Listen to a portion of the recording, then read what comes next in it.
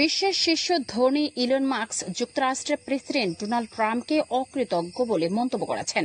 দাবি করেছেন তিনি আর্থিক সহায়তা না দিলে ট্রাম্প 2024 সালের প্রেসিডেন্ট নির্বাচনে হেরে যেতেন।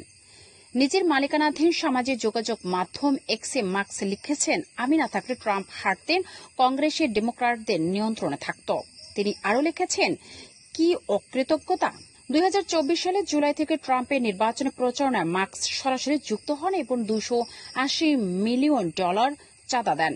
নির্বাচনে জয়ের পর ট্রাম্প প্রশাসন মাস্ককে ডিপার্টমেন্ট অব গভর্নমেন্ট এফিসিয়েন্সি ডচের প্রধান করেন। মাস্ক সরাসরি ব্যয় সংকোচন নীতির আওতায় বিভিন্ন মন্ত্রণালয় ও সংস্থায় হাজার হাজার সরকারি কর্মচারী ছাঁটাই, বিদেশি সহায়তা স্থগিত এবং গবেষণা ভর্তুকি বন্ধ করেন। ফলে ট্রাম্প প্রশাসনের জনপ্রিয়তা হ্রাস পেতে থাকে এবং একাধিক মামলাও হয়। ডচ নিয়ে কংগ্রেসের ও রিপাবলিকানদের একাংশের মধ্যে অসন্তোষ ছিল, কারণ ডচ এখনও কংগ্রেসের স্বীকৃতি পায়নি।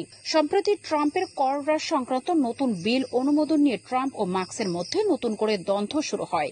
মাস্ক অভিযোগ করেন বিলটির ফলে তার নেওয়া ব্যয় সংকোচন নীতি ব্যর্থ হবে এবং বিলটি টেসলা সহ ব্যক্তিগত স্বার্থের উপর প্রভাব ফেলবে।